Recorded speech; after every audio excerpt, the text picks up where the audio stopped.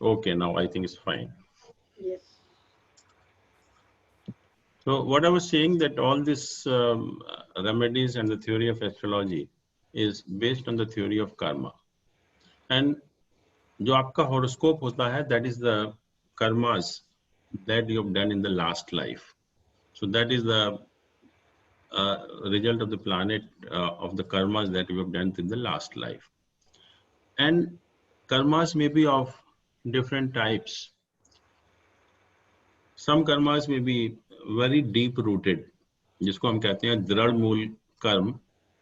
और Karma is like a bank balance कि जो आप करते जा रहे हैं और उसका नेगेटिव पॉजिटिव होता चला जा रहा है. एंड डीप रूटेड मीन्स कि you have done lot of negative karmas, जो बैलेंस है नेगेटिव बहुत ज्यादा है. और अगर इस टाइप के कर्मा है which are indicated by your horoscope, then you need the most intense remedies. And not only remedies, but you need a good conduct in this life also. The second type of karma may be the weak rooted, जो कि बहुत negative balance बहुत कम है. So even the minor remedies like donation or worshipping or some wearing of gem may be helpful to you.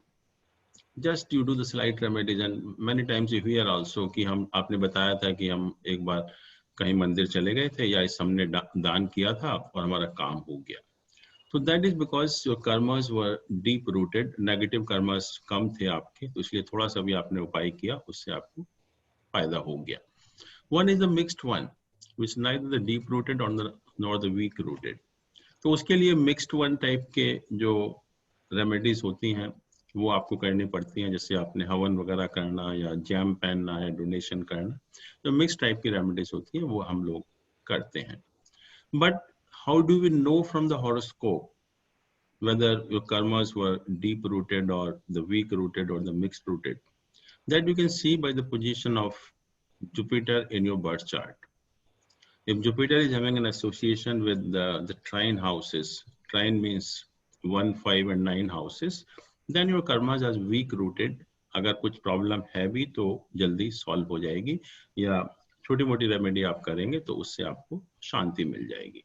अगर Jupiter का association is there on all the trine houses, it means the Jupiter is placed either in the lagna or in the 5th house or in the 9th house. Then it will have an aspect on all the 3 trine houses. Now question is कि why we do the remedies? Remedies करने की हमको जरूरत क्यों पड़ती है?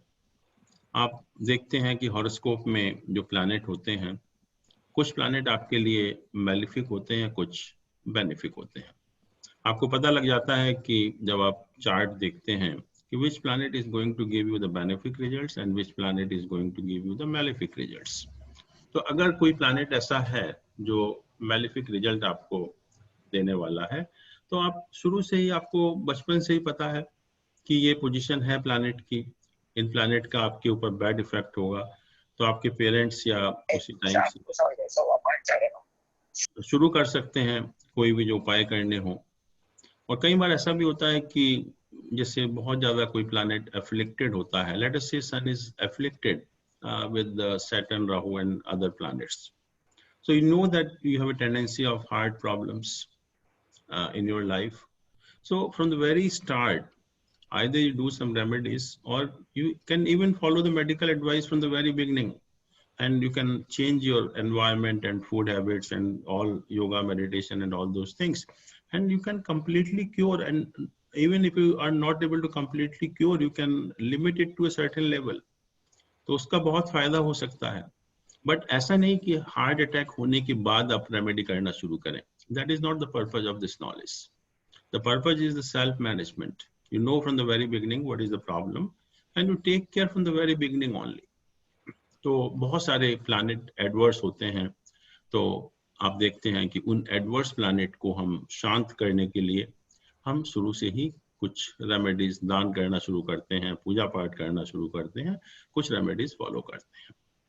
कभी कभी कुछ एडवर्स पोजीशन प्लैनेट की वैसे भी होती है, जैसे मान लीजिए कि छोटा मोटा योग है, विष योग बना हुआ है, या मून और सैटर्न का कॉम्बिनेशन है, मून राहु का कॉम्बिनेशन है, सन एफ्लिक्टेड है, मून एफ्लिक्टेड है, या इवन असेंडेंट एफ्लिक्टेड है.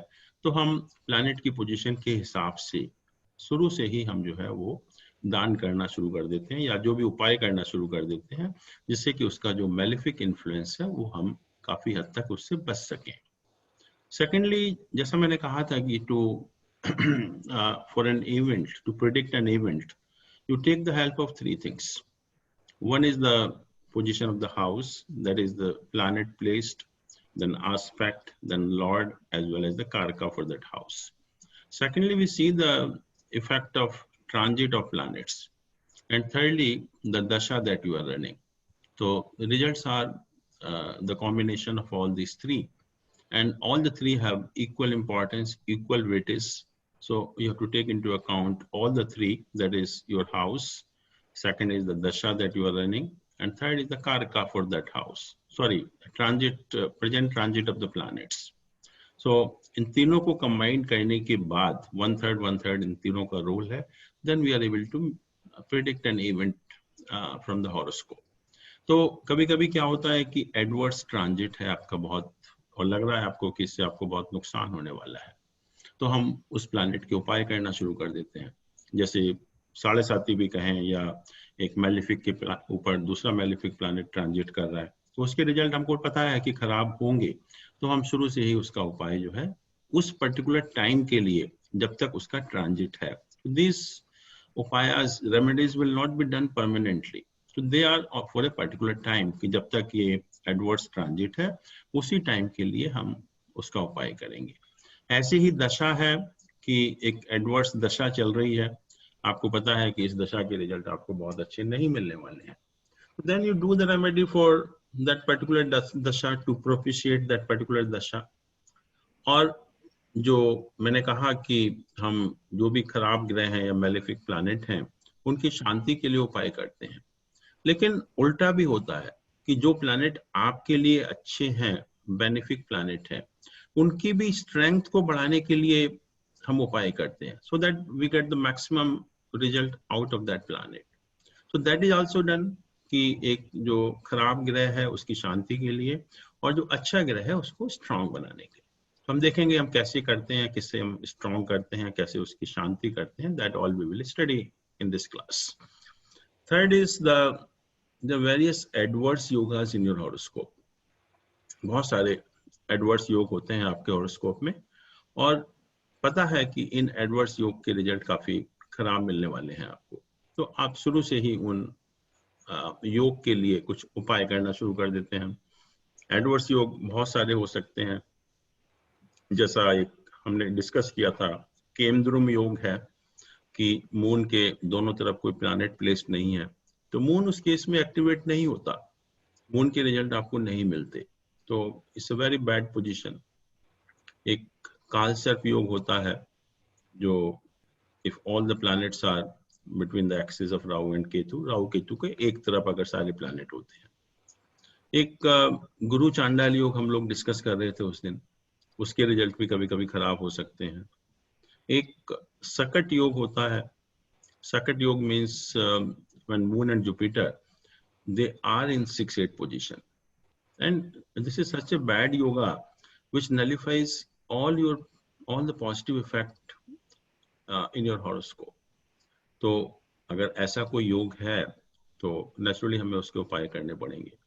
फिर मून एंड सैटर्न का कॉम्बिनेशन है, मान लीजिए विष योग कहते हैं जिसको हम, कि उसके लिए भी हमें उपाय करने पड़ सकते। मून राहु का कॉम्बिनेशन है, हमारे माइंड को एफ्लिक्ट कर रहा है, उसके लिए भी हमें उपाय करने पड़ सकते हैं। मून मार्स का भी कॉम्बिनेशन है, because sometime it is a bad combination also, तो उसके लिए भी हम उपाय करते हैं। तो जो भी एडवर्स योग होते हैं आपके हॉरोस्कोप में, उनकी शांति के लिए भी हम उपाय करते हैं, जिससे कि हमारा जो एडवर्स इफेक्ट उससे ना मिले।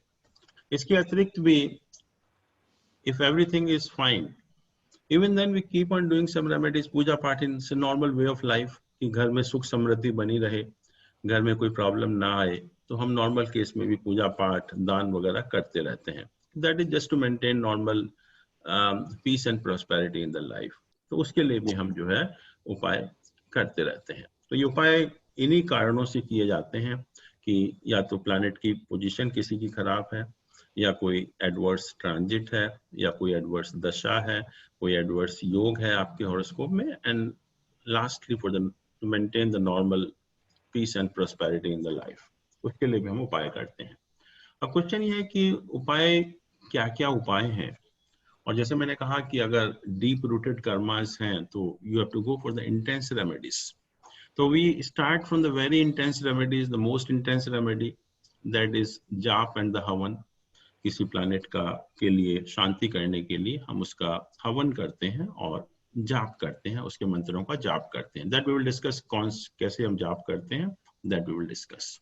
उससे कम जो इंटेंस रेमेडी है दैट इज जाप एंड स्तुति। हवन नहीं करते, उसमें हम मंत्रों का जाप करते हैं और साथ में पूजा पाठ करते हैं। थर्ड इज द डोनेशन, दान हम इसको कहते हैं कि कुछ प्लैनेट का जो शांति करने के लिए हम उन प्लैनेट की वस्तुओं का दान करते हैं। देन पूजा पाठ करते हैं नॉर्मल केस में जो है प्लैनेट के लिए। Then we respect the deity of the concern planet.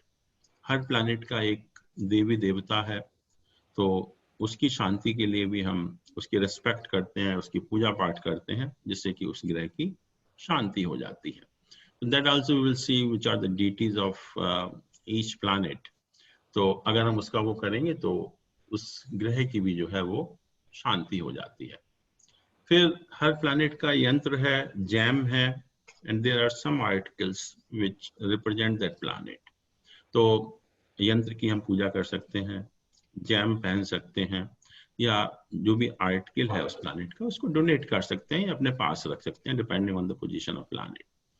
Then in the normal case we worship Lord Vishnu and Shiva also.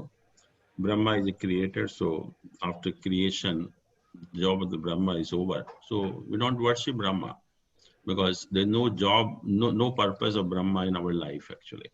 But we worship Lord Vishnu and Shiva because Shiva is the destroyer and the Vishnu is that maintains your life, sustains your life actually. So in the normal course we worship Lord Vishnu and Shiva also. Then respecting gurus and the elders in the family, that is also a wonderful remedy for many planets. If we start respecting our teachers, gurus, elders, then it also becomes a remedy of number of planets. Then respecting devas, each planet I told you that is represented by a certain deity, is represents certain living beings also. For example, sun represents your father, moon represents your mother, like this. Relations also, some planet they represent certain relations also. So if you respect those things, so naturally these planets get propitiated. Now question is when to go for the upaya remedies, and what is the best time for doing the remedies. हमें remedies उसी time करनी चाहिए जब हमको उसका maximum benefit हो। तो कहते हैं कि रेमेडीज करने के लिए जो सूटेबल टाइम है, जैसे कृष्ण पक्ष है, कृष्ण पक्ष के कहा जाता है कि रेमेडी करेंगे तो ज्यादा फायदा होगा उसका। Then on Ashtami and the Chaturdashi of the Krishna Paksha, ये दोनों तिथियां भी जो कृष्ण पक्ष की स्पेशल मानी गई, जिसमें उपाय करने से और भी ज्यादा फायदा होता है। 8th तिथि का जो रेलेवेंस है वो ये है कि उस दिन जो सन और मून का ग्रेविटेशनल पुल होता है वो एक दूसरे को बैलेंस करता है।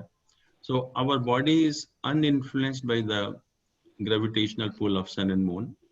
हम बहुत, जो हमारा मन होता है बहुत शांत होता है, and it's totally uninfluenced by the external forces. तो we are in a wonderful state actually. और कहते भी हैं कि अगर कोई भी इंपॉर्टेंट डिसीजन लेना हो आपको लाइफ में, तो you take on the day of Ashtami, that is the best time. कोई ट्रीटमेंट शुरू करना है किसी बीमारी का, कोई क्रॉनिक प्रॉब्लम से आप पीड़ित हैं, तो start the treatment on the day of Ashtami. कोई भी अच्छा काम है, कोई अच्छा डिसीजन है, तो अष्टमी के दिन लेंगे तो वो सबसे अच्छा होगा। और चतुर्दशी के दिन क्या होता है, उस दिन हमारा जो बॉडी है या माइंड है वो सबसे ज्यादा डिस्टर्ब्ड स्टेट में होता है। तो उस दिन भी अगर हम पूजा पाठ करेंगे या उपाय करेंगे तो at least our mind will get diverted from those problems. We don't want to increase the problem, rather we want to reduce the problems. तो इसीलिए हम जो है वो अष्टमी और चतुर्दशी की जो कृष्ण पक्ष की होती हैं उस दिन भी उपाय करने से हमें काफी फायदा होता है। और जैन धर्म में तो कहा कि अष्टमी और चतुर्दशी को हम ग्रीन वेजिटेबल भी नहीं खाते। वो इसलिए नहीं खाते क्योंकि जो उस दिन हम नहीं चाहते कि बॉडी के अंदर पानी की क्वांटिटी या लिक्विड की क्वांटिटी ज्यादा हो, क्योंकि 8th तिथि को जैसा मैंने कहा कि जो एक्सटर्नल फोर्सेस से हम अनइन्फ्लुएंस्ड रहते हैं तो बॉडी हमारा बिल्कुल बैलेंस्ड होती है, और जैसे ही हम ज्यादा पानी पिएंगे तो डिस्टर्बेंस होगा। और चतुर्दशी के दिन तो ऑलरेडी हम बहुत ज्यादा डिस्टर्ब्ड हैं, और उस दिन अगर हम पानी ज्यादा पिएंगे तो और ज्यादा डिस्टर्ब हो जाएगा। और जैसा हम लोगों ने डिस्कस भी किया था कि जो टाइड्स आते हैं सी में, it's because of the gravitational pull of sun and moon, and our body is 70% of the water, and it has the same salt as are contained in the sea. Not only the same salt, but they have the same percentage also. So that's why our body also gets influenced by the sun and moon, and not only sun and moon, by the other planets also. तो कृष्ण पक्ष में भी अष्टमी और चतुर्दशी को उपाय करने का सबसे ज्यादा फायदा होता है। फिर जो डेज हैं, week days, who have the lordship of malefic planets, जो ट्यूसडे है, लॉर्ड इज मार्स, सैटरडे है, lord is Saturn, and Sunday है, लॉर्ड इज सन। तो इन दिन भी उपाय करते हैं, सैटरडे, संडे और ट्यूसडे को, तो भी हम उपाय का हमें सबसे ज्यादा बेनिफिट होता है। फिर कहा कि भरणी नक्षत्र के दौरान उपाय करने का भी फायदा होता है। जब भी भरणी नक्षत्र है या मून अगर भरणी नक्षत्र में है, उस टाइम अगर उपाय करेंगे तो और भी ज्यादा फायदा होगा। फिर upaya are done also during the eclipses, when either solar eclipse is there और the lunar eclipse is there, तो उस टाइम भी उपाय करने का हमें सबसे ज्यादा फायदा होता है।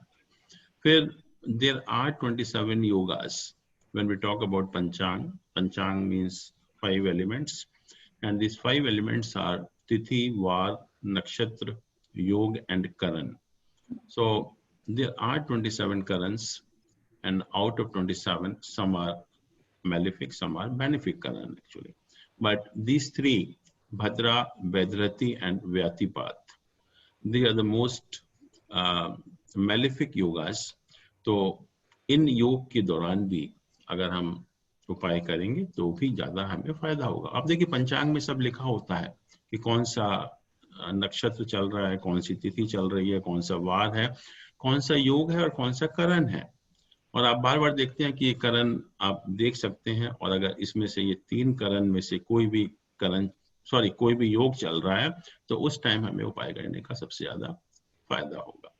फिर संक्रांति के दिन, Sankranti means when sun is changing the sign, sun is moving to a new sign. और जैसा आप जानते हैं कि हर महीने सन नई राशि में एंटर करता है around 15th of April as per our Nirayan system. So there are 12 Sankrantis in a year, or each Sankranti is to be celebrated. And you know that as we do the housewarming, we celebrate it. Similarly, when the sun enters a new sign, so that is known as Sankranti or the Sankrama or the transit of the sun, and we celebrate that, but not in the form of entertainment, but in the form of doing some spiritual thing, because sun is basically a spiritual planet. It's a karka for your soul.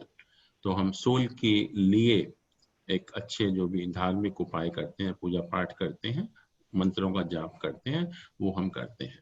तो संक्रांति आपकी 12 होती हैं, तो 12 महीने 12 संक्रांति के दौरान अगर आप उपाय करेंगे तो उसका भी आपको काफी अच्छा फायदा होता है। फिर एक होता है क्रांति साम्य काल। क्रांति साम्य काल, व्हाट इज क्रांति साम्य काल? I told you that we have 2 systems. One is the Nirayan system, one is the science system. In Nirayan system, we consider the zodiac as a fixed zodiac, whereas in the science system, we take into account the third motion of the earth, because when the earth is tilted on its own axis, so it has also a motion. And what is done in that, if you take into account the third motion of the earth, then 0 degree of the zodiac is not a fixed point.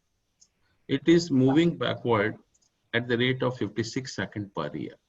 And this phenomenon is known as precession of, or we call it Ayanansh. So once we take into Ayanansh, so that becomes a sign longitude. And this is the difference in the, because you might have seen in the newspaper or the magazines where you were able to see the predictions. Some says Aries from 15th April to 15th of May. And some says that Aries is from 23rd March to 23rd of April. So one is using the Narayan system or the Vedic system, and one is using the science system or the Western system.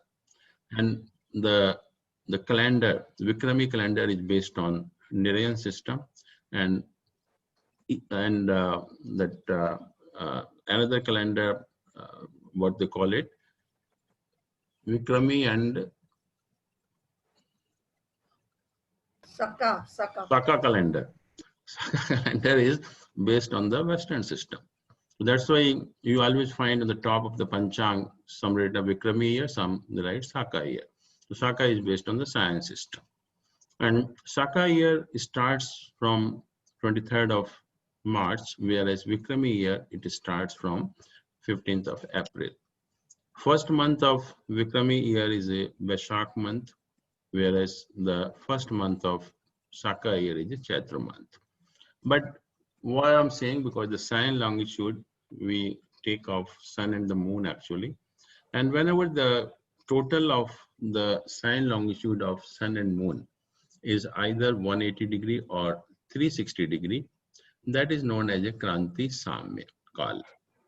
And 3 hours before and 3 hours after that time, we can do the remedies, and that is also supposed to be a good time for doing the remedies. Now, astrology doesn't say that you have to move around, you have to do a lot of cumbersome remedies, costly remedies for each planet. Astrology says that each remedy can be done by sitting at home. You need not to go anywhere else. Everything can be done at home. All remedies can be done at home. आपको कहीं जाने की जरूरत नहीं है। देखिए आज की क्लास के लिए 4:30 बजे लिखा है, पता नहीं दिन तो भी आया नहीं। बट कल कैसे आज क्लास नहीं। बट जो हम लोग जो बेसिक चीजें हैं जो एस्ट्रोलॉजी में प्रिस्क्राइब की हुई हैं, which are the wonderful remedies, we forget those remedies and we keep on wandering everywhere, wasting a lot of efforts, resources and money, and there is no use of those remedies. So what we are going to discuss here, what the basic remedies, what the astrology says about these basic remedies. और इनको आप करेंगे तो आपको कहीं किसी जगह जाने की जरूरत नहीं है, कोई घर बैठ के आप सारे उपाय कर सकते हैं। जैसे sun, moon, water, air and earth, we consider them as a god actually. Why we consider them as a god? Because our existence depends on them. Without them, we can't exist in this world. So that's why we consider them as a god actually. And when we consider them god, naturally we have to respect them also. अगर आप इनकी respect नहीं करेंगे तो naturally बहुत से planet ऐसे हैं जो malefic हो जाते हैं। जैसे हम लोग day by day we are involving ourselves in the air, water and the earth pollution. So we are damaging many planets in this process. हम लोग समझते नहीं हैं, लेकिन जो हम लोग पोल्यूशन कर रहे हैं, क्रिएट कर रहे हैं, उससे बहुत प्लैनेट्स की अशांति हो रही है, उससे आपको ही बहुत ज्यादा नुकसान हो रहा है। अगर हम चलते पानी में भी अगर मल मूत्र का त्याग करते हैं या सन मून की तरफ देख के करते हैं, तो this is a disrespect shown to this things actually. तो उसका हमें नुकसान होता है बहुत ज्यादा। हम बैठे बैठे धरती को पैरों से पीटते रहते हैं या कोई डंडा हाथ में लिया और उसको ठोकते रहते हैं धरती को जो है। So it's creating a havoc in our life. We are making many planets malefic. और अगर इनको हम avoid करें, तो you will see that many planets they themselves get propitiated in this process. sun is your father, moon is your mother. So it only says that you respect your father and mother. Sun and moon, they will automatically get propitiated. और पहले हमको सिखाया भी जाता था कि हर बच्चे को कि सुबह उठकर आपको जितने भी मदर फादर और जो भी एल्डर हैं फैमिली में उनके पैर छूने आपको, तो संस्कार बन जाते थे हमारे और वो लाइफ लॉन्ग चलते रहते थे। लेकिन आज कोई नहीं करता, हम मदर फादर को रेस्पेक्ट नहीं करते। और सन मून के उपाय करने के लिए हम 50 जगह घूम आएंगे, कितना भी पैसा खर्च कर देंगे, कितने भी हवन करेंगे, कितने भी मंत्रों का जाप करेंगे, और पता नहीं कौन कौन से शिव मंदिर हम घूम आते हैं। और फिर कहते हैं कि यार एस्ट्रोलॉजी का तो कोई फायदा है नहीं, हमने इतने उपाय किए लेकिन कोई फायदा नहीं हुआ। उसका फायदा कैसे होगा? जो मेन जो सिग्निफिकेटर है उस प्लैनेट का, सन या मून, उसको तो आप रेस्पेक्ट किया नहीं, उसको तो आपने ओल्ड एज होम में छोड़ दिया। तो आप घूमते रहिए पूरी दुनिया में, आपको कोई उपाय नहीं होने वाला, कोई उपाय सक्सेसफुल नहीं होने वाला। Just give this respect to your parents and what they deserve actually, then sun and moon they automatically get propitiated. आपको कहाँ जाने की जरूरत है? कहीं जाने की जरूरत नहीं है। और हो यही रहा है कि हम पेरेंट्स की रेस्पेक्ट नहीं करते हैं और इधर उधर घूमते रहते हैं उपायों के लिए, फिर हम एस्ट्रोलॉजी को दोष देते हैं कि हमने उपाय कर रहे हैं, कोई फायदा नहीं हो रहा हमें। तो जितने भी आपके मतलब पेरेंट्स हैं या एल्डर्स हैं जितने भी फैमिली में जो है, उनकी आप रेस्पेक्ट करेंगे तो सन और मून जो है अपने आप उनकी शांति हो जाती है। ऐसे ही Mangal is the planet of violence, हिंसा का कारक है। And hinsa can be through your body, through your mind, through your words also, जिसको हम शारीरिक, मानसिक और वाचिक हिंसा बोलते हैं। तो अगर आप किसी भी तरह की हिंसा में इन्वॉल्व होंगे तो मंगल अपने आप मैलिफिक हो जाएगा आपका। The planet Mars automatically gets malefic. और जैसा मैंने कहा कि हिंसा नहीं है कि बॉडी की हिंसा ही नहीं करना, आपको सोचना भी नहीं है, आपको बोलना भी नहीं है, तो मार्स ऑटोमेटिकली गेट्स प्रोपिशिएटेड। और Mars represent your co born also, आपके भाई बहनों को रिप्रेजेंट करता है। उनके साथ अफेक्शनेट रहिए कम से कम। तो उनके साथ अगर अफेक्शनेट होंगे और वायलेंस नहीं करेंगे, वायलेंस में इन्वॉल्व नहीं होंगे आप, तो मंगल अपने आप शांत हो जाता है, मंगल कभी आपको परेशान नहीं करेगा। और सन जो है basically it's your will power also, it's a positive planet, it's a wonderful planet because it represents your soul. So you have to control your negativity. If you are positive, then sun is also a very good planet. Moon represent females also. So don't use the harsh language with the females. Then moon का अपने आप शांति हो जाएगी. So just by controlling the negativity and by not using the harsh language with the females, your sun and moon, they automatically get propitiated. When we come to Mercury, we told that signifies teenagers. जो teenagers होते हैं उनको signify करता है. So be affectionate with them, be soft with them, don't use the harsh language, have a good behavior with them. Mercury automatically gets शांत. Mercury कोई problem create नहीं करेगा. Mercury is a planet of communication also. और आप देखिए कि अगर हम किसी के अगेंस्ट में फॉल्स स्टेटमेंट देते हैं, कोई हम आर्टिकल लिखते हैं जिसमें किसी के अगेंस्ट हम फॉल्स एलिगेशन लगाते हैं या किसी के अगेंस्ट हम गलत बोलते हैं, तो mercury becomes a very malefic planet. आप देखिए आजकल जो टीवी में डिबेट होती है शाम को, you see what type of language they use against each other, what type of debate it is. एक दूसरे को गाली देने के अलावा कोई काम नहीं होता. It's all nonsense actually. But इस process में क्या हो रहा है? And I will advise you that you observe some people out of those people actually, because they are almost coming on the daily basis, and you observe them for a particular maybe 1 or 2 years. Then you see what changes are there in those people. क्योंकि mercury तो कहता है कि अगर आप ऐसा काम करेंगे तो आपका बोलना ही बंद हो जाएगा. अगर आप वैसे देखें प्रैक्टिकल लाइफ में तो I think as far as I know, this was started by Mr. Amar Singh, that using abusive language against anybody. और देखिए कुछ टाइम में क्या हुआ, हमारे केजरीवाल साहब भी इसने बहुत शुरू किया था ये, but I think somebody has advised him, some astrologer might have advised him, and now you see the change in him. He doesn't even talk anything about anybody. He has become very calm and quiet.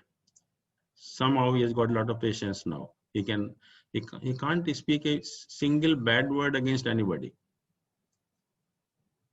और जो लोग कर रहे हैं या कोई भी हम में से कोई अगर कर रहा है तो we are spoiling our planet. Mercury is very planet of intelligence, nervous system. अपने आप हम लोग प्रॉब्लम क्रिएट कर रहे हैं.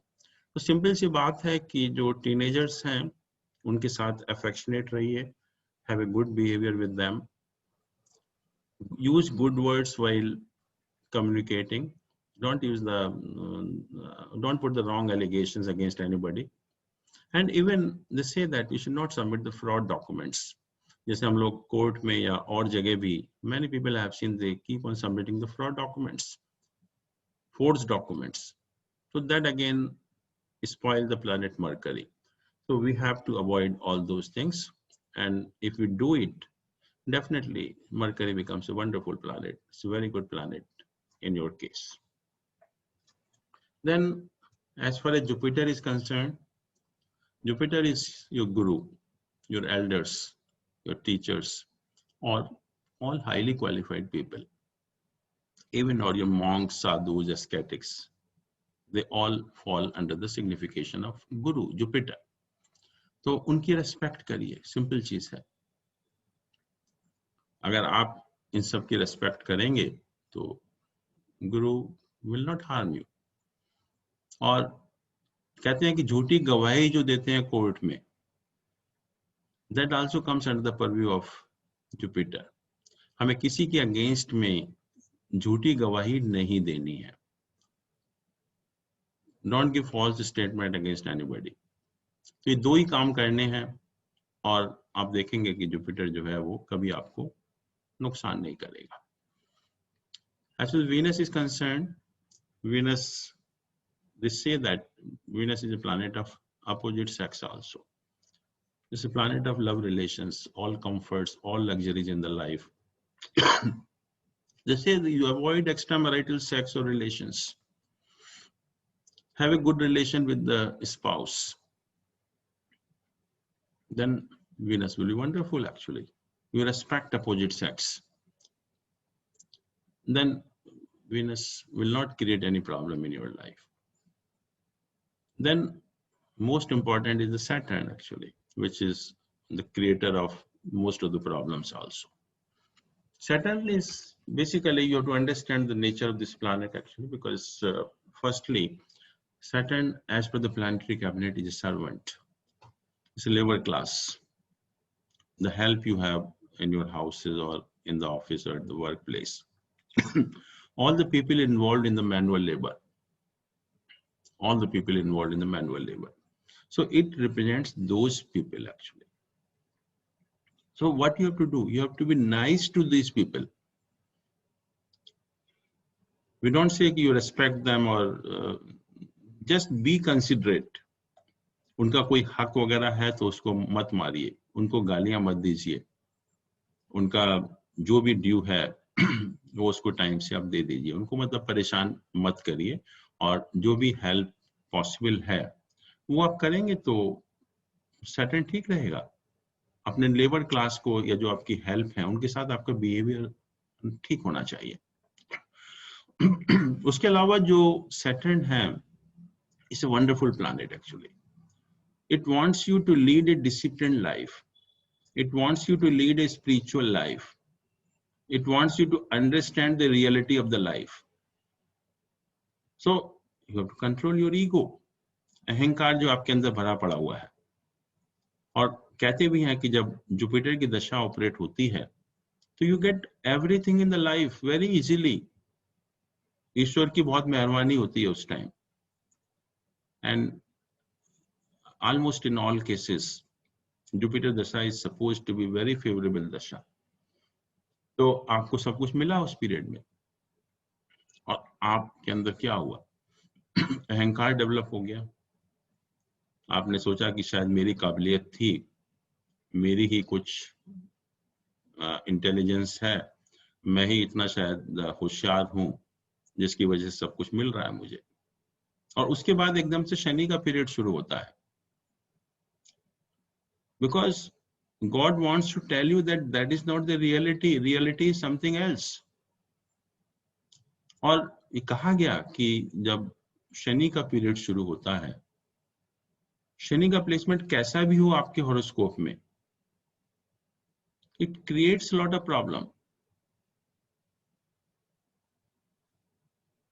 और बुक है हमारी सारावली, वंडरफुल एस्ट्रोलॉजिकल टेक्स्ट, तो उसने तो एक श्लोक लिखा कि बंधु दार सुतार्था नाम नाशम व पीड़नम भवेत विदेश गमनम दुखम सौरे स्वांतर संस्थिते। कि कोई लाइफ का एस्पेक्ट नहीं है जिसमें प्रॉब्लम ना आती हो। बंधु दार सुतार्था नाम, भाई बंधु हैं, आपके स्पाउस हैं, फ्रेंड्स हैं, सबसे कष्ट होता है और मन करता है कि घर से भाग जाओ, ये सब पता नहीं क्या हो गया है। And we come across lot of people कि जैन साहब इतना अच्छा चल रहा था, you were in such a good position in comfortable environment, suddenly एक दिन में क्या हो गया कि सारे के सारे हम मेरे अगेंस्ट में हो गए। And this is a practical and we have seen in hundreds of cases कि जैसे ही शनि की दशा शुरू होती है तो हम लोग बहुत परेशान हो जाते हैं कि क्या हो गया एकदम से, ये सब कुछ इतना अच्छा चल रहा था। क्योंकि God wants to tell you कि reality is something else. Now you come on the earth, be down to the earth. और शनि हमारी ईगो को भी रिप्रेजेंट करता है, अहंकार को भी रिप्रेजेंट करता है। अगर हमारे अंदर अहंकार नहीं है तो शनि आपको कुछ नहीं कहेगा। अहंकार है तो अहंकार को ठीक कर देगा शनि जो है। और देखते भी हम लोग, आप गुरुद्वारे में जाइए कभी, वहां जो जूते रखने की जगह होती है आपकी, वहां पर जूते आपके कोई आदमी पकड़ता है और पकड़ के सबसे पहला काम करता है अपने माथे पर लगाता है उनको, and by the time you come back you get this shoes polished. और कभी आपने उन आदमियों को देखा जो जूते आपके ले रहे हैं? They are the people who have very high status in the society and they purposely go there every morning. उसके बाद अपने काम पर जाते हैं। और जिस व्यक्ति ने आपके जूते माथे पर लगा लिए और जूते आपको पॉलिश करके दे रहा है irrespective of your status, तो उसका ईगो कहाँ है? ईगो तो गल गया, पूरा खत्म हो गया उसका ईगो। तो उसका ईगो खत्म हो गया तो शनि क्या कहेगा उसको? And they get such a wonderful position, they keep on prospering, they keep on getting good status. उनको कभी देखिए आप, कभी भी आप गुरुद्वारे में जाइए, क्योंकि this thing doesn't happen Hindu temple और any other temple, actually it happens only in gurudwara. So it's a wonderful thing actually, कि आपका ईगो तो खत्म हो जाता है जब आप जूते पॉलिश करके देते हैं किसी को। तो शनि क्या करेगा आपका? शनि कुछ नहीं कर सकता आपका। Shani wants you to remain in a discipline life. It keeps on reminding you also. ये इतना बढ़िया है कि मतलब रिमाइंडर भी भेजता है आपको कि आप क्या गलती कर रहे हो, क्या नहीं कर रहे हो। जैसे साढ़े साती का आपने सुना ही है, साढ़े साती के बाद ढैया भी होती है कि जब नेटल मून से शनि 4th हाउस में ट्रांजिट करता है, 4th पोजीशन में ट्रांजिट करता है, तो पहली ढैया होती है। और जब नेटल मून से शनि 8वें पोजीशन में ट्रांजिट करता है तो उसको हम सेकंड ढैया बोलते हैं। These are wonderful reminders. 4th is fourth house किसका है? Fourth house is house of your domestic environment, domestic happiness, पारिवारिक सुख का हाउस है। तो you have certain responsibilities toward your domestic responsibilities. So if you are already fulfilling, then you won't even come to know कि ढैया कभी आई थी। और अगर आप पारिवारिक जो responsibilities हैं उसकी तरफ आपका ध्यान नहीं है, you are neglecting those responsibilities, those obligations, then Saturn will definitely make you to understand those things. तो इसको रिमाइंडर किया आपको कि आप अपनी फैमिली का ध्यान रख रहे हैं, नहीं रख रहे, परिवार की तरफ जो आपकी रिस्पॉन्सिबिलिटीज हैं उनको पूरी कर रहे हैं, नहीं कर रहे हैं। और एट्थ हाउस क्या है? Eighth house is the longevity, house of longevity,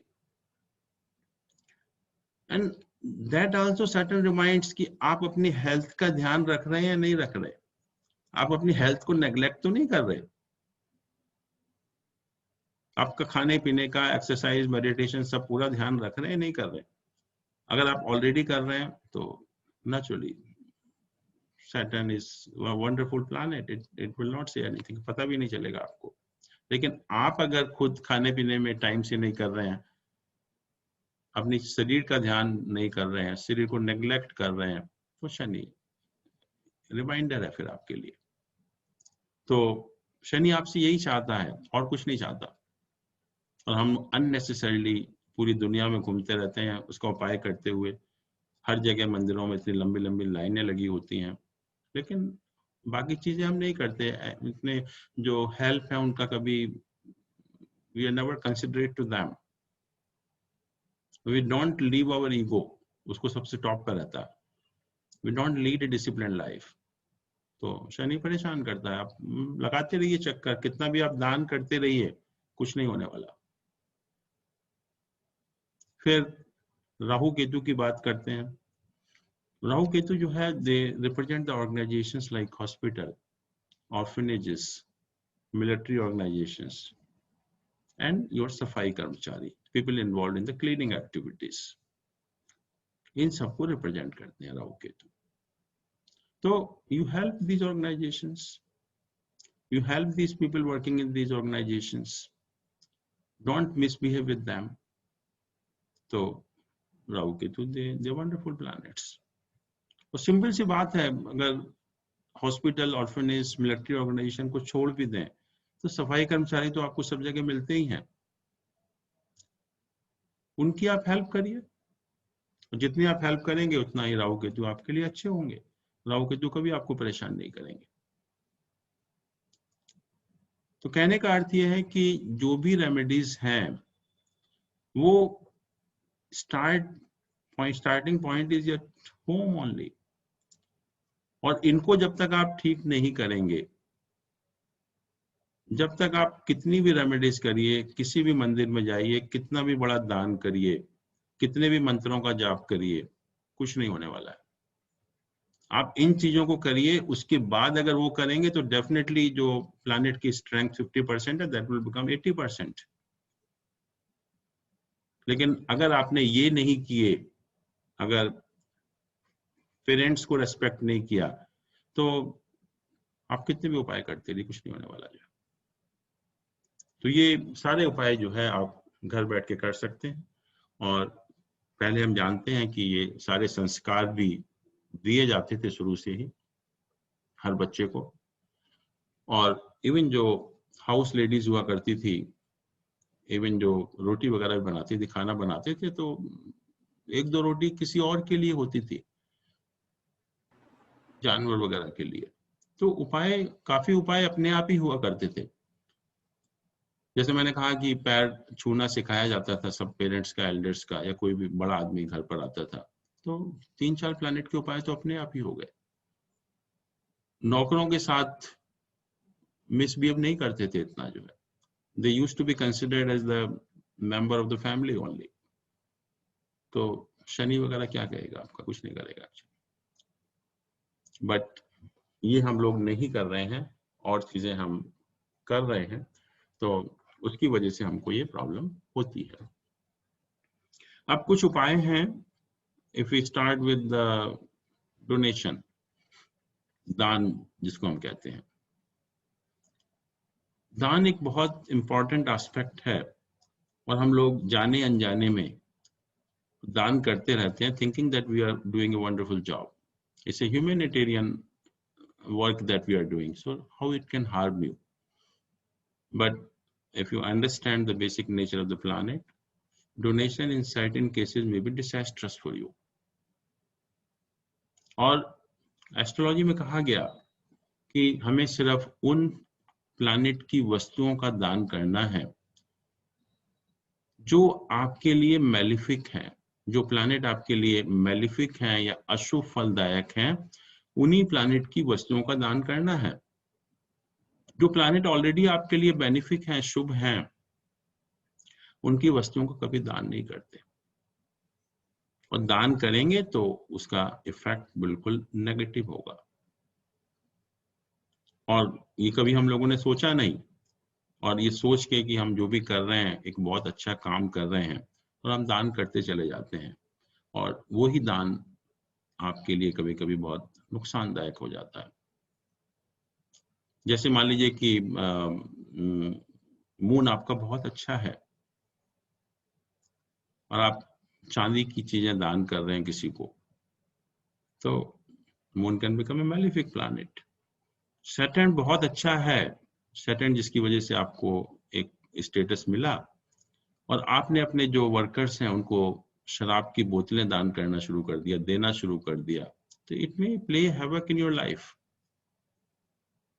तो ये ध्यान रखिए कि जो भी हम दान करेंगे सिर्फ उन्हीं प्लैनेट की वस्तुओं का दान करेंगे जो आपके लिए, जो प्लैनेट आपके लिए अशुभ फलदायक है, मैलिफिक है, और जो प्लैनेट आपके लिए शुभ है उसकी वस्तुओं का दान हम कभी नहीं करते।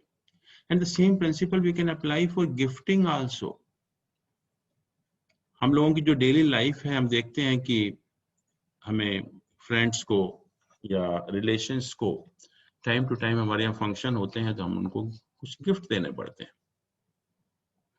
और हम बिना सोचे समझे, बिना डिसाइड किए हम उन चीजों का गिफ्टिंग करते रहते हैं और लेते भी रहते हैं।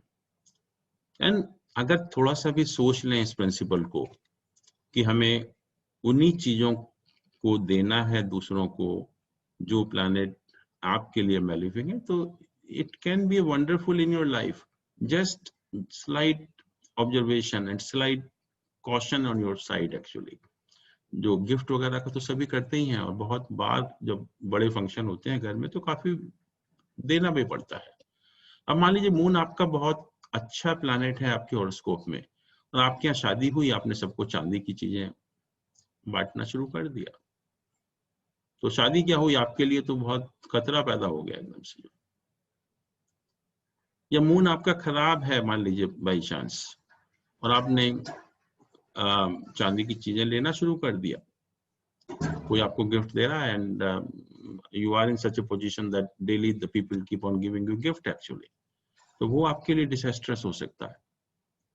तो कम से कम जैसे हम लोग नॉर्मल लाइफ में गिफ्ट वगैरह देते हैं या लेते हैं, इस चीज का ध्यान रखेंगे तो बहुत कुछ हम अचीव कर सकते हैं, अपने प्लैनेट्स को बहुत बेटर बना सकते हैं, अपनी लाइफ को बहुत बेटर बना सकते हैं। और इसके अतिरिक्त भी Lal Kitab as you know is famous for remedies, तो कुछ रेमेडीज हैं उसमें कहा कि depending on the position of certain planets हमें कुछ चीजों का दान नहीं करना है। This is irrespective of whether the planet is benefic or malefic. This is just by virtue of their position in your horoscope. और वो बहुत नुकसानदायक होते हैं। वो कहते हैं कि ये इस टाइप की चीज करेंगे तो बहुत नुकसान होगा आपकी लाइफ में। And this has been observed in the practical life also, कि कुछ पोजीशन में जब प्लैनेट होते हैं और हम कुछ पर्टिकुलर चीजों का अगर दान करते हैं तो it place N havoc in your life. जैसे कहा गया कि मून अगर 6th हाउस में प्लेस्ड है, किसी भी हॉरोस्कोप में अगर moon is placed in the 6th house, don't donate water for the public. हम लोग क्या करते हैं, कोई आया हमारे एरिया में, कोई फंक्शन हो रहा है, कोई जुलूस निकल रहा है, तो हम पानी पिलाने के लिए या शरबत पिलाने के लिए, बहुत कॉमन है कि हम बहुत अच्छा काम कर रहे हैं, इतने लोगों को हम पानी पिला रहे हैं। कहीं आपका पहले कुआं खुदता था, हैंड पंप लगते थे, या और भी कूलर वूलर आप दान करते हैं पानी वानी के लिए जो है, तो इट कैन बी डिजास्ट्रस। आपने समझा कि तो बहुत अच्छा काम है, ये खराब कैसे हो सकता है। लेकिन जो ऑब्जर्व किया गया कि अगर मून 6th हाउस में प्लेस है और अगर आपने ऐसा दान करना शुरू कर दिया, तो आप समझ लीजिए कि अनटाइमली डेथ होना आपकी फैमिली में शुरू हो जाएंगी, संतान को बहुत नुकसान होगा। ऐसे ही जब शनि 8th हाउस में प्लेस्ड होता है, तो अगर आप धर्मशाला, ये तो बहुत ही एक अच्छा काम माना जाता है कि धर्मशाला बनाने के लिए पैसे देना, दान करना, लेकिन अगर शनि 8th हाउस में प्लेस्ड है और आपने धर्मशाला बनाने के लिए पैसा दान देना शुरू कर दिया, तो आपका घर तो छिन जाएगा, आपके पास घर नहीं रहेगा, धर्मशाला भले ही बन जाए लेकिन आपका घर जो है वो खत्म हो जाएगा। ऐसे ही जब जुपिटर 10th हाउस में हो और मून 4th हाउस में प्लेस्ड, दोनों इकट्ठा होना चाहिए, Jupiter in the 10th house and moon in the 4th house. तो don't donate for building religious places like temple. मंदिर बनवाने के लिए जो आप बहुत धर्म का काम हम कर रहे हैं, मानते हैं, और हम देते हैं पैसा उसके लिए, और हमें नहीं पता कि हमारे लिए नुकसानदायक भी हो सकता है। बट अगर जुपिटर आपका 10th हाउस में प्लेस्ड है और मून अगर 4th हाउस में प्लेस्ड है, तो मंदिर बनाने के लिए पैसा देंगे तो आपको खुद जेल जाना पड़ेगा, फॉल्स एलिगेशन आपके अगेंस्ट में लगेंगे और उससे आपको काफी परेशानी होगी। ऐसे ही वीनस अगर 9th हाउस में प्लेस्ड होता है, तो हम बच्चों को, पुअर स्टूडेंट्स को पढ़ाने के लिए पैसा, it's very common thing actually. तो this is don't donate for scholarship और for the books of the poor students. अगर आप ऐसा करेंगे, it will lead to an financial crunch, you have lot of financial problems. Venus अगर आपका 9th house में placed है। कहते हैं कि मून अगर 12th हाउस में प्लेस्ड है किसी भी हॉरोस्कोप में, तो जो भी साधु संत होते हैं, हम लोग बौद्ध धर्म का काम समझते हैं, उनको अगर आप खाना देंगे या किसी भी एजुकेशनल इंस्टीट्यूट में एजुकेशन के लिए पैसा देंगे, फ्री एजुकेशन के लिए पैसा देंगे, तो कहते हैं कि आप इतनी बीमारियों से पीड़ित हो जाते हैं और आपके हेल्प करने वाला भी कोई नहीं होता और बिल्कुल अकेले पड़ जाते हैं। आप तो उन्होंने कहा कि हमने बहुत अच्छा काम किया, लेकिन इफेक्ट उसका बहुत नेगेटिव होता है। ऐसे ही जब जुपिटर 7th हाउस में प्लेस्ड होता है, हम नॉर्मली जो मंदिरों में पुजारी वगैरह होते हैं, उनके कपड़े वगैरह दान करते हैं, उनको देते हैं एक्चुअली। तो कहते हैं कि ऐसा अगर आप करेंगे तो again it will lead to poverty और संतान के ऊपर आपका उसका बहुत बुरा प्रभाव पड़ेगा। तो ये चीजें these have been observed and found to be almost correct actually. So if we can follow these things apart from the normal principle of donations, so उसका काफी हमें फायदा मिलता है। लाल किताब में कुछ और भी उपाय बताए गए।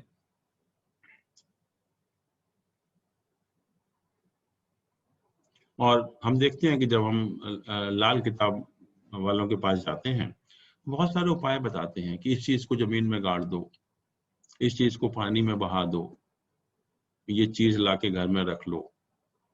And people say that these are the wonderful remedies for of Lal Kitab. But unless and until you understand the basic principles involved in that, these may be dangerous also. Why they tell you, and they tell you it's okay, but unless and until you understand the basic principles involved in that, वो आपको बहुत नुकसान भी कर सकते हैं।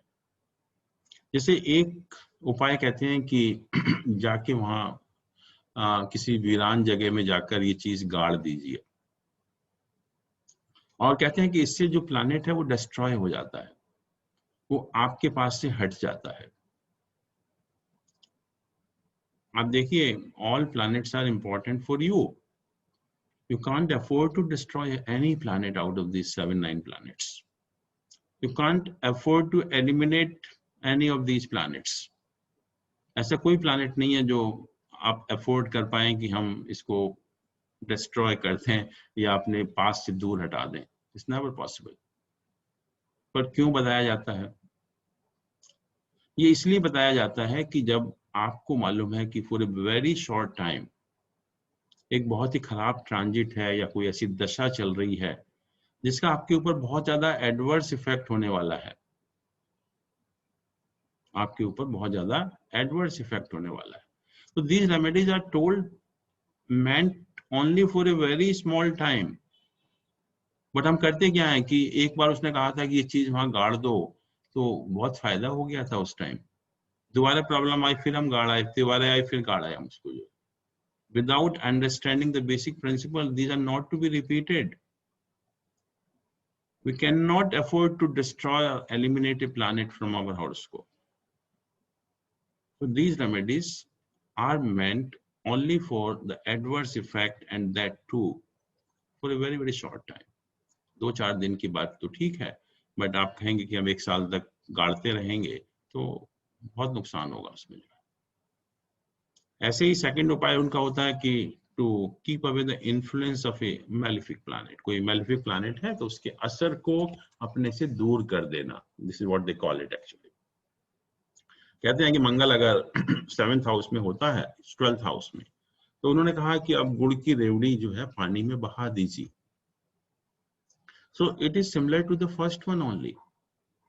You can't keep away the influence of any planet for a long time. This again can be done only for a very short time. For a planet which is either going to give an adverse effect during a particular transit or during a particular dasha. तो ये बहुत थोड़े time के लिए हमें ये उपाय करने होते हैं. दोनों उपाय जो हैं कि प्लैनेट को नष्ट कर देना या प्लैनेट के असर को अपने आप से दूर कर देना, these are not meant to be done on a regular basis. These are meant to be done only for a very short time, and that too under the advice of a learned astrologer. अपने आप भी नहीं कर सकते आप.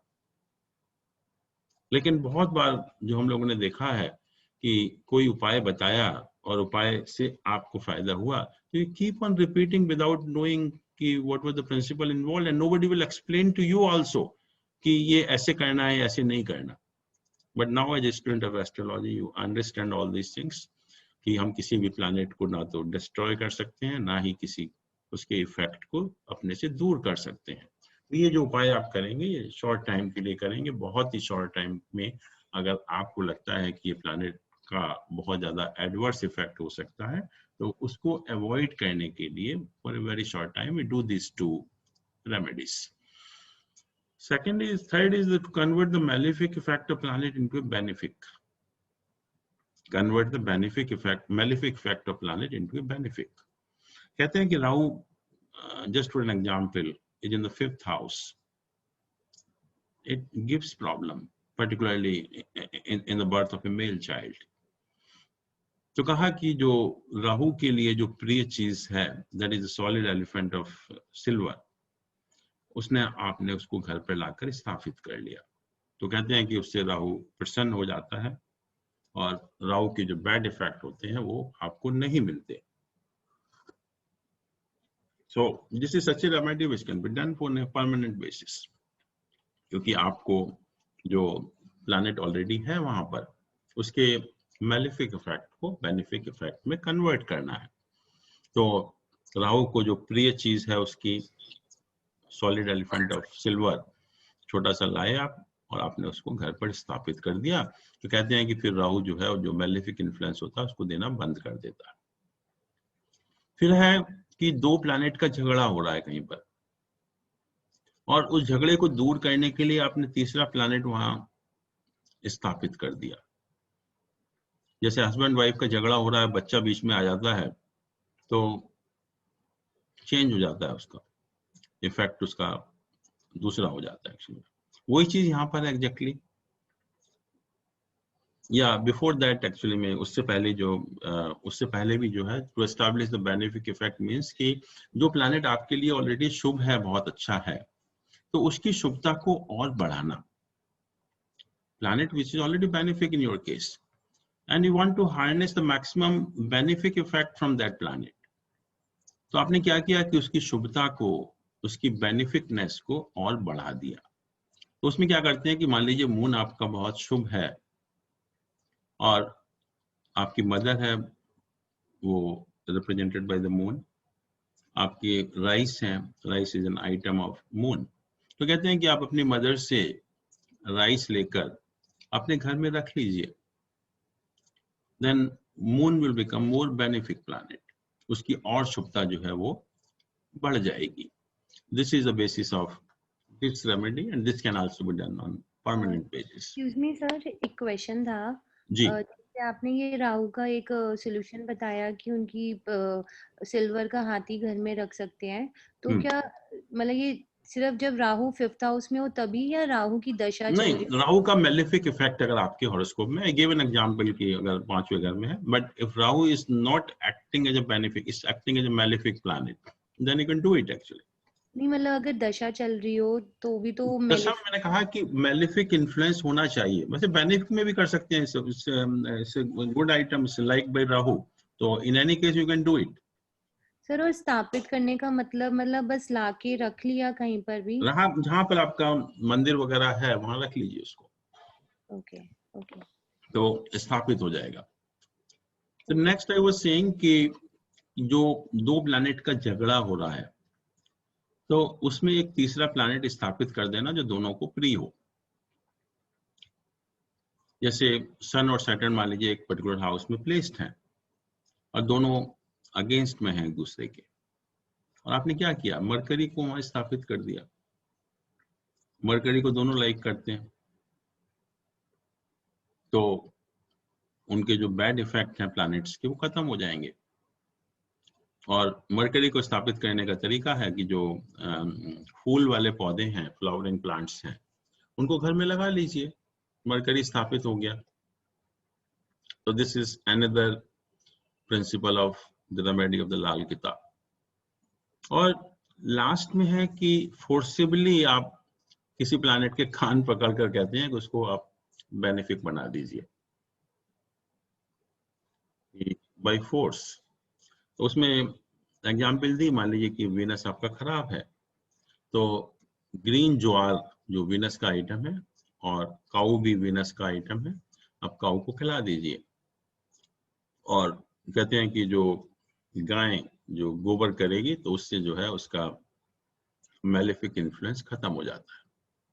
शनि के लिए आप, शनि का आइटम है आलमंड्स, बादाम जो होते हैं, उसको आप कुछ बादाम लिए आपने, आप मंदिर में गए और मंदिर में शनि को ओथ दी कि तुम कोई प्रॉब्लम क्रिएट नहीं करोगे, और आधे बादाम मंदिर में रख दिए और आधे घर पर लाकर रख दिए जो है, और 1 साल के बाद जो है उन बादाम को आपने प्रवाहित कर दिया पानी में। तो that also falls in this category कि आपने जबरदस्ती जो है ओथ दिलाकर आपने अपना जो मेलेफिक प्लैनेट है उसको बेनिफिक में कन्वर्ट कर लिया। तो ये बेसिकली लाल किताब के उपाय हैं जो लोग नॉर्मली करते भी हैं, बट जैसा मैंने कहा कि once you understand the principle behind this, then it becomes easy to understand actually. और ऐसे नहीं करना आंख बंद करके, बट ध्यान में रख के इन सब चीजों को करना है। और लाल किताब में कहा भी कि उपाय हमें कैसे करने हैं, किस ढंग से करने हैं। तो पहले तो कहा कि एक रेमेडी एक बार में करिए, ये नहीं कि आपको पता लगा मंगल और राहु 2 प्लैनेट हैं और दोनों की रेमेडी आपको करनी है, अब दोनों की चीजें लेके गए और दोनों का इकट्ठा करके चले आए। That is not the right way. One remedy can be done at a time. आप सब रेमेडीज को इकट्ठा करके नहीं कर सकते। दूसरा जो पीरियड बताया उन्होंने कि minimum 40 days and maximum 43 days आप कर सकते हैं कोई भी उपाय। और remedies should be done between the day time. Day time in astrology means sunrise to sunset time, not in the night. It can be done only during sunrise to sunset time. फिर कहा कि अगर somehow it can't be done by a native, a particular person, then it can be done even by the blood relation of that native. वो भी कर सकता है उपाय अगर करना चाहे लाल किताब के हिसाब से कि blood relation can also do the remedies. और फिर कहते हैं कि बाई चांस अगर एक मिस हो जाती है किसी कारण से तो उसको पूरा का पूरा आपको रिपीट करना है. Next day will be the day 1 actually. It is to be repeated again. अगर एक दिन भी अगर 40 या 43 डेज में एक दिन भी अगर छूट जाता है तो आपको दोबारा से पूरा का पूरा जो है प्रोसेस करना पड़ेगा. और ये भी कहा कि अगर पानी बरस रहा हो या बहुत ज्यादा क्लाउडी वेदर हो तो उस टाइम भी रेमेडी नहीं करनी चाहिए. So these are the guidance given in the Lal Kitab. So one question. Yeah. So in case if the weather is cloudy or rainy and that time we do not need to do remedy, so वो भी ऊपर वाली category में आ जाएगा कि वो day हमसे miss हो गया, अब हमें सारी रिपीट करना पड़ेगा. या तो आप किसी तरह से कोई टाइम ऐसा मिले आपको जब पानी वानी ना बरस रहा हो, अदरवाइज तो रिपीट करना पड़ेगा आपको.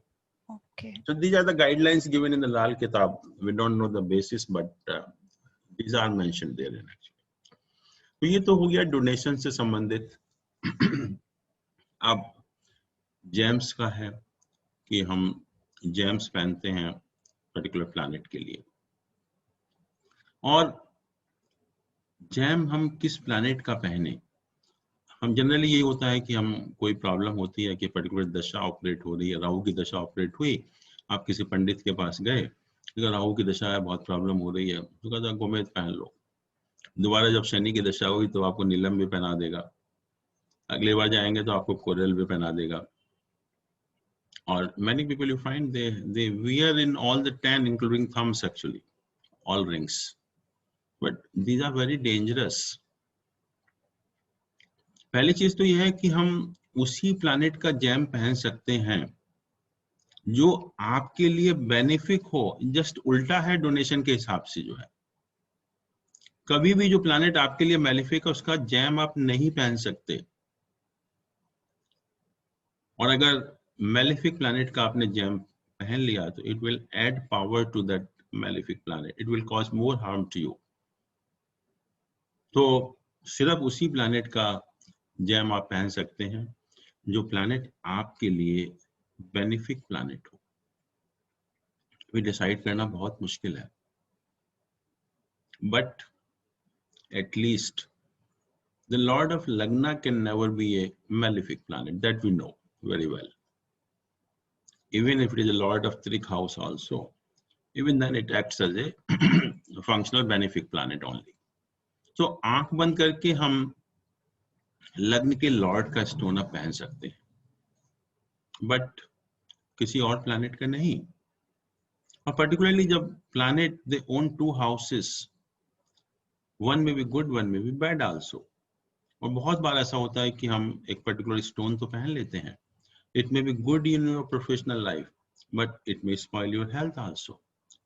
It may be bad for your marital life, it may be bad for your progeny. तो हमें देखना पड़ता है कि कोई उसका हार्म तो नहीं होगा उस स्टोन को पहनने से. सर बट हार्म कैसे होगा, क्योंकि हम बेनिफिक प्लैनेट का पहन रहे हैं तो फायदा ही करेगा ना हमें. हार्म कैसे करेगा किसी और चीज में. It's the lord of 6th house also. तो 6th हाउस में वो हमारे एनिमीज को डिस्ट्रॉय करेगा, लोन्स डिस्ट्रॉय नहीं करेगा, आपको परेशान करेगा. एक मेलिफिक प्लैनेट मान लो कोई ऐसा मंगल राहु है जो कि 6th हाउस को भी इन्फ्लुएंस कर रहा है. Okay, if it's not natural benefic. या तो हमेशा देखिए ऐसा आपकी जो प्लैनेट की दशा ऑपरेट होती है, किसी भी प्लैनेट की दशा ऑपरेट हो, बहुत ही कम केसेस में होगा कि लाइफ की हर एस्पेक्ट में आपको अच्छा हो. हमेशा होता है कि एक चीज अच्छी होती है, एक चीज खराब भी होती है साथ में. That is the malefic influence of the planet. एक तरफ अच्छा भी कर रहा है, एक तरफ खराब भी कर रहा है.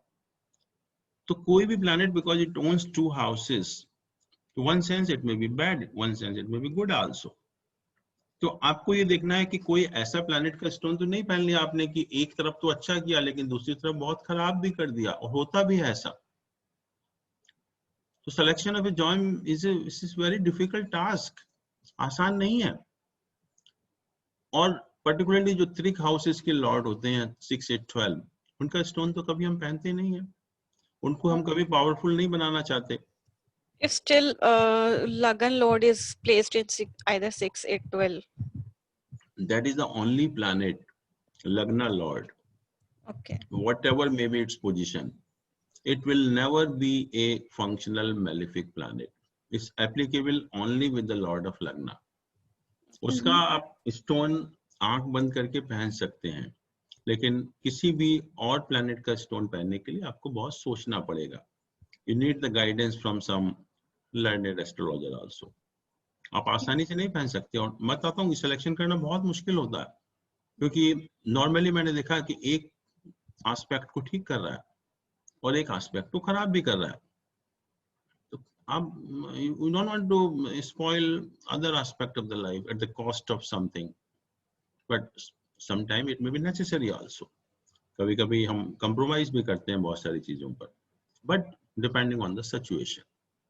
Excuse me sir, जैसे स्कॉर्पियो लग्न में तो मतलब वो मंगल फर्स्ट हाउस लग्न का लॉर्ड होता है और 6th हाउस का भी होता है जी, तो वो मेलेफिक हुआ या बेनिफिक, क्योंकि वो लग्न का भी लॉर्ड है तो मैंने अच्छा कहा कि लग्न का Lord is always benefic even if it is a lord of trick house also.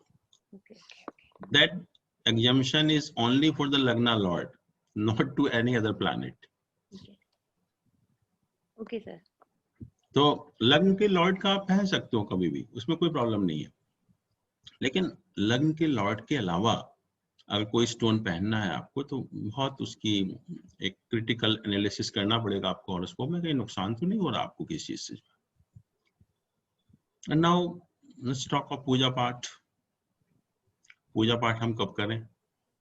हमने देख लिया कि डोनेशन तो हम सिर्फ मेलेफिक का करेंगे, जेम्स हमेशा बेनिफिक का ही पहनेंगे, तो पूजा पाठ किसकी करें?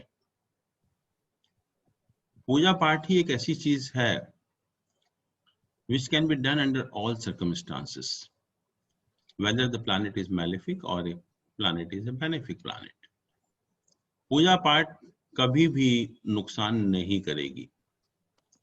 मंत्रों का जाप है, पूजा है, इष्ट देवता की पूजा करनी है या उस प्लानेट के देवता की पूजा करनी है, या जो भी आप पूजा करते हैं, पूजा कभी भी आपको नुकसान नहीं करती। जैसे डोनेशन नुकसान कर सकता है, जेम्स नुकसान कर सकता है, लेकिन पूजा ही एक ऐसी चीज है जो कभी आपको नुकसान नहीं करती। और कहते हैं कि जो अशुभ प्लैनेट होते हैं, मेलेफिक प्लैनेट होते हैं, पूजा करने से उन प्लैनेट की शांति होती है, और जो बेनिफिक प्लैनेट होते हैं, शुभ प्लैनेट होते हैं, उनकी अगर आप पूजा पाठ करेंगे तो उनकी शुभता में वृद्धि होती है, शुभता बढ़ती है। तो दोनों तरह से पूजा पाठ इज ऑलवेज बेनिफिशियल, कि किसी भी केस में प्लैनेट मेलेफिक हो, प्लैनेट बेनिफिक हो, under all circumstances this can be done actually.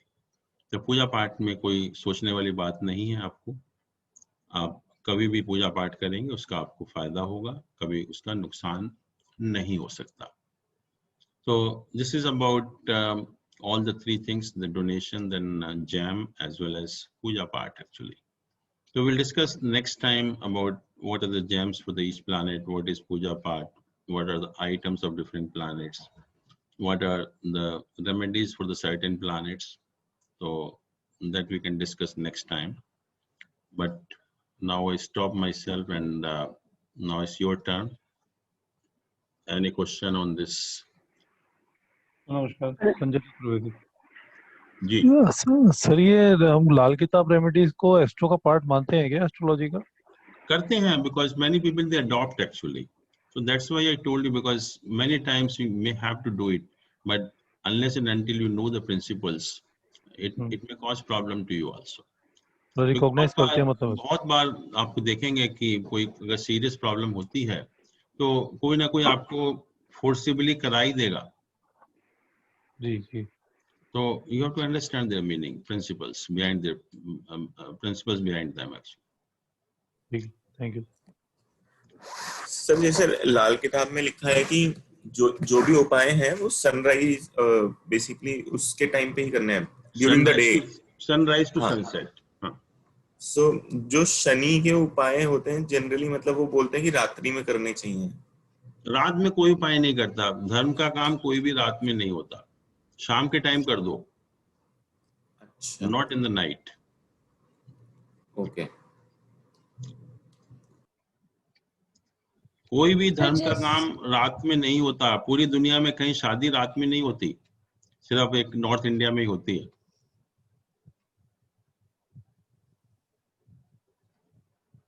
Sir जैसे हमें जो मंत्र जाप वगैरह करने होते हैं तो उनका कुछ काउंट भी होता है कि कितने हाँ करने बिल्कुल, चाहिए, हाँ तो काउंट वो है, कैसे? बिल्कुल will discuss those actually. Count है सबका। Okay. और सर जो फास्टिंग होती है वो सारी चीजें। जी एक सवाल मेरा भी, not Audible. Like way you said कि वो जो हाथी वाला बात आपने बोला कि हाथी रख सकते हैं, आपकी आवाज क्लियर नहीं है।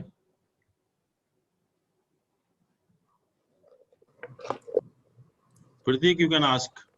यस सर, मेरा क्वेश्चन था जो फास्टिंग होती है तो फास्टिंग भी हम लर्न करेंगे क्या आगे, या हाँ, फिर? फास्टिंग भी हम उन्हीं प्लैनेट की करेंगे जो आपके लिए मेलिफिक हैं। जो प्लैनेट बेनिफिक होते हैं उसकी फास्टिंग हम नहीं करते। तो सर जैसे फास्टिंग ज्यादातर लोग मंडे को करते हैं मून के लिए, मून और अगर खराब है आपका, मून अगर हाँ, खराब है जब भी करेंगे। मून अगर अच्छा है तो फिर fasting, we don't go for fasting. तो सर मेरा क्वेश्चन ये था कि ये तो इंग्लिश कैलेंडर के हिसाब से हमने डेज बनाए हैं, संडे मंडे ट्यूसडे वेडनेसडे, तो क्या हमको तिथि के हिसाब से फास्टिंग ज्यादा बेनिफिशियल है, या फिर नक्षत्रों के हिसाब से बेनिफिशियल है, या फिर ये वीक डेज जो हम काउंट करते हैं इसके हिसाब से बेनिफिशियल? देखिए, तीनों इंपॉर्टेंट हैं जो हम बात करते हैं। तिथि, वार, नक्षत्र, योग और करण। तिथि is important, war is also important, नक्षत्र इज आल्सो इम्पॉर्टेंट। तो कुछ फास्टिंग हम किसी पर्टिकुलर नक्षत्र में करेंगे, कुछ दिन में करेंगे, कुछ किसी तिथि में भी की जाती है। तो तीनों इम्पॉर्टेंट हैं। ऐसे नहीं है कि तिथि भी इम्पॉर्टेंट है, बिकॉज पंचांग का एक अंग है तिथि, सबसे पहला अंग है। और उसके बाद वार है। वार मतलब यही जो हम संडे मंडे की बात कर रहे हैं। हाँ जी। नक्षत्र भी है, योग भी है और करण भी है। पांचों चीजों को मिलाकर, पांचों चीजें इंपॉर्टेंट है एस्ट्रोलॉजी में। अच्छा सर एक बार योग एंड करण का मीनिंग ठीक से बता दीजिए, क्लियर नहीं है वो योग एंड जैसे करण। तिथि पता है आपको, हाँ जी। वार पता है, नक्षत्र पता है। हाँ जी। ऐसे ही 27 योग होते हैं जोडियक में, और उन 27 योग के नाम हैं अलग अलग। जैसे मैंने कहा व्यातिपात है या व्याघात है, कुछ इस टाइप के 27 योग हैं। और हम सन मून के लॉन्गिट्यूड को ऐड करके 27 से डिवाइड करते हैं, और जो भी कोशिएंट होता है, कोशिएंट +1 इज द योगा। उस लिस्ट में अगर आप देखेंगे 27 की, तो we can decide about the yoga. Some yogas are benefic, some yogas are malefic. तो उसमें जो depending on the name of the yoga you can find out कि which is malefic, which is benefic. तो ये 27 योग होते हैं जिसको भी हम काउंट करते हैं। And what is Karan? Karan is very important. Karan is half part of the तिथि, हाफ पार्ट ऑफ द तिथि। एक तिथि, जैसे कहा कि एक तिथि होती है उसका आधा हिस्सा। तो महीने में कितनी तिथि होती हैं? 30 होती हैं। तो करण कितने होंगे? 60 करण। अच्छा ओके, हाफ हाँ, half, this okay, is double. half part of the tithi. Now, how we divide the tithi? तिथि का we can't divide like this कि एक अगर 14 घंटे की, अब 24 घंटे की तिथि है तो 12 घंटे में डिवाइड कर दे। नॉट। तिथि जो प्रिंसिपल है तिथि का, कि जैसे सन और मून का जो डिस्टेंस होता है, जब 12 डिग्री वेरी करता है तो एक तिथि पूरी होती है। ऐसे ही करण का प्रिंसिपल है कि जब सन और मून का जो रिलेटिव मूवमेंट 6 डिग्री से वेरी करता है, तो then there is completion of one karana. करण एक पूरा हो जाता है। तो tithi is not divided based on the time, tithi is divided again based on the movement of sun and moon. तो ये उस हिसाब से हम करण होते हैं। करण जो है बेसिकली 11 करण होते हैं। 4 are repeated number of times, 7 and 4 are जो नॉन रिपीटेटिव हैं, एक ही बार आते हैं। तो जो 7 करण हैं जो बार बार रिपीट होते हैं उनके नाम है बब, बालव, कौलव, तैतिल, गर, वनिज और विष्ट। और 4 है वो नाग, चतुष्पाद, किस्तुग्न और एक और है।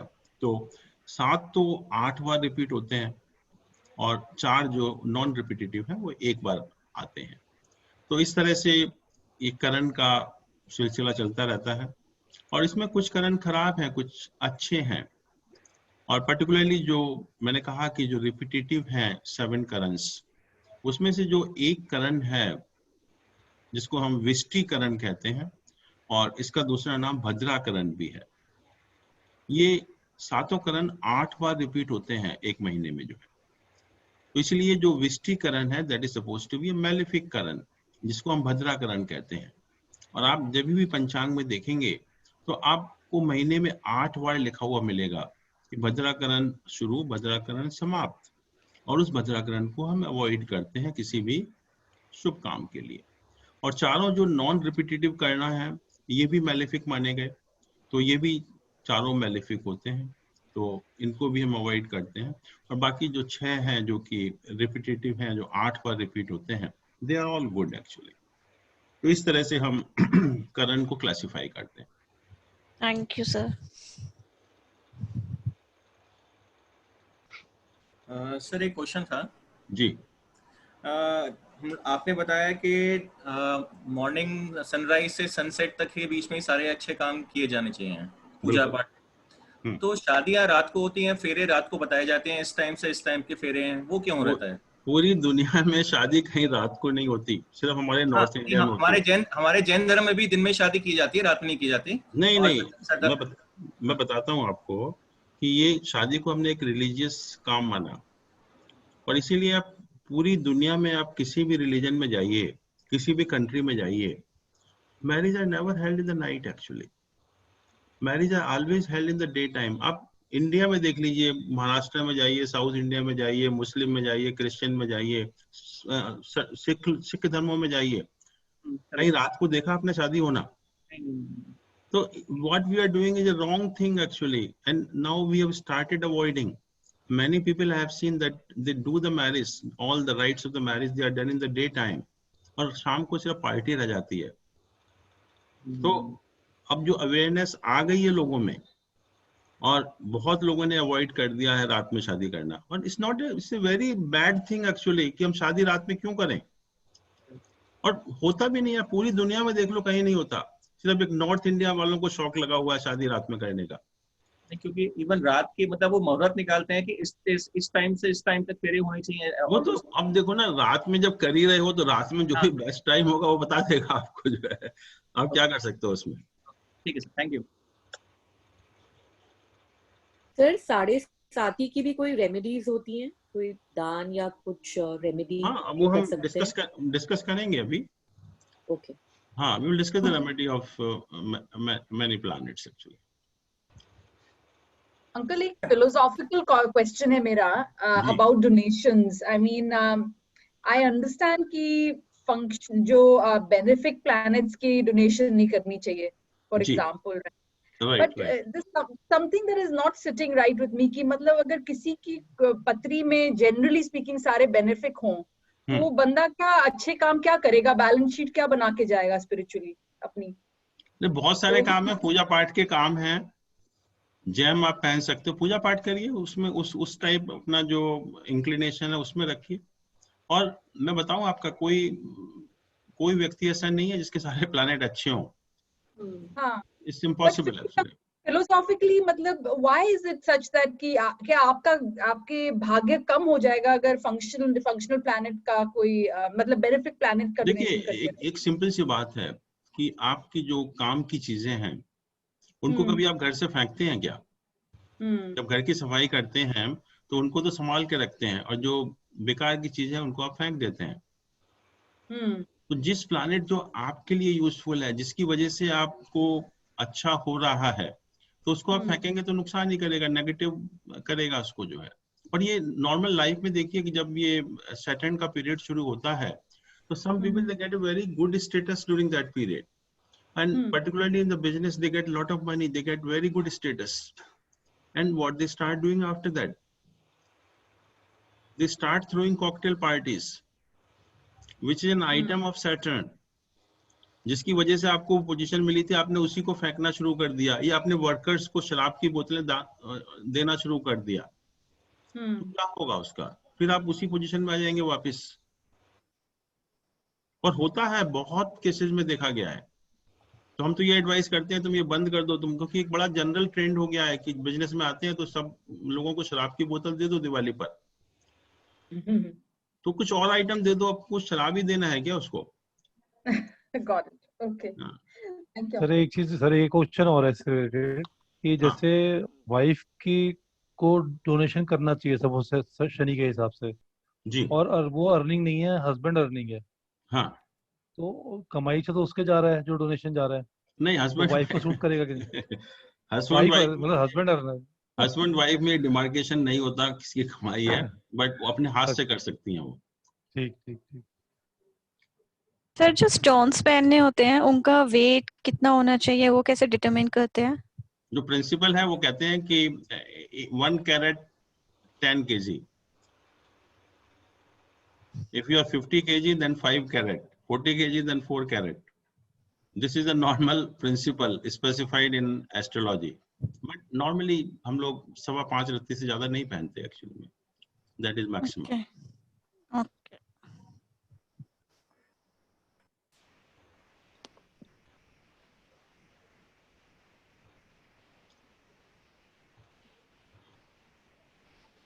हाँ जैन साहब जी, हाँ एक क्वेश्चन आपसे, काफी अच्छा आपने लेक्चर दिया। I think I would like to introduce you actually because we have with us Mr. Ramesh Chandra.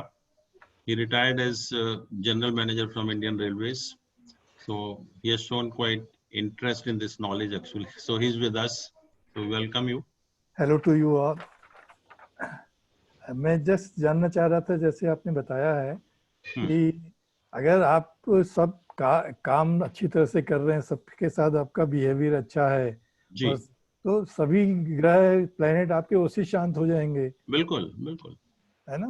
बिल्कुल, आपको कहीं जाने की जरूरत नहीं, यही तो मैं कह रहा हूँ कि आप क्यों चक्कर लगाते हैं मंदिर मस्जिदों के, राइट, क्यों अपने efforts and money and resources waste करते हैं? अच्छा, और जो उसका आप कितना भी करते रहिए, जब तक आप घर में ठीक नहीं रखोगे जी, तो कैसे होगा? और जो पूजा पाठ का आपने बताया था प्लैनेट्स के लिए जी, तो इनका प्लैनेट्स का अलग अलग पूजा पाठ होता है कि जनरल आप मतलब जब पूजा करते हैं प्लैनेट्स? देखिए हर प्लैनेट की हम लोग डिस्कस करेंगे, देवी देवता अच्छा, होते हैं तो उसी देवी देवता की पूजा करेंगे, या हम लोग इष्ट देवता भी निकालते हैं विद आवर हॉरोस्कोप, तो इष्ट देवता की पूजा करते हैं तो ज्यादा फायदा होता है। और जो एक चीज और आपने जैसे बताया था कि 2 प्लैनेट का झगड़ा हो रहा है, ये मतलब क्या मतलब हुआ उसका? Sun and Saturn, they are enemy to each other actually. Okay, enemy. So they create a lot of problem. Okay. And Sun and Saturn particularly, it may lead to the heart problem. It may lead to some problem with the bosses. It may lead to the problem of the government also. नहीं पता कैसे चलेगा झगड़ा कब हो रहा है? नहीं, अगर सन और सैटर्न इकट्ठा बैठे हुए हैं तो झगड़ा ही होगा। ओके, दो malefic in a particular house, they always create problem actually. Okay, thank you very much. Sir जैसे मदर्स अपने बच्चों को डांटती हैं डिसिप्लिन करने के लिए फ्रॉम टाइम टू टाइम, तो क्या वो भी मदर का बैड बिहेवियर में होता है? That is not a bad behavior. वो तो आपका अच्छा behavior है. You want to discipline them. Okay. वो तो अच्छी बात है वो तो. पर जैसे कई बार हार्श पनिशमेंट या it's necessary. It is necessary. And you are doing it for a good cause. आप कुछ खराब करने के लिए नहीं कर रहे, उसको अच्छा करने के लिए कर रहे हैं. Intention is always good. Okay. अच्छा, intention is. Yeah. After all, intention matters. Uncle इष्ट देवता के बारे में कुछ बोलेंगे आप? How do we know about our Ishta Devata? वो हम लोग करेंगे calculate, but not in this class because we need the help of divisional chart in that case actually. I see. Okay, divisional chart we study, then we are able to find out the Ishta Devata also. Sir अभी transit भी हमें cover करना है ना, I think we have not done yet. हाँ, वो अभी transit basic course में नहीं है एक्चुअली। अच्छा। सर इस लेवल की और कितनी क्लासेस बची हैं? I don't know, this is the 12th class I hope, 12th or 11th. आप वीडियो जैसे सेंड करते हैं, This is the 13th class. जैसे आप वीडियो सेंड करते हैं तो आज की शायद वीडियो 12th होगी। हाँ, आज का हाँ 12th video. Yeah, 12th। Yeah, two more classes are remaining. Sir इसके बाद कोई एडवांस्ड कोर्स भी आप प्लान करेंगे क्या? We will see. I think most of us we would like to join it. Yeah, sir, we I want. would like to join it. Yeah, sir. I also want. Continue. We will decide next week. Let us see. नहीं sir, आप करवा देना।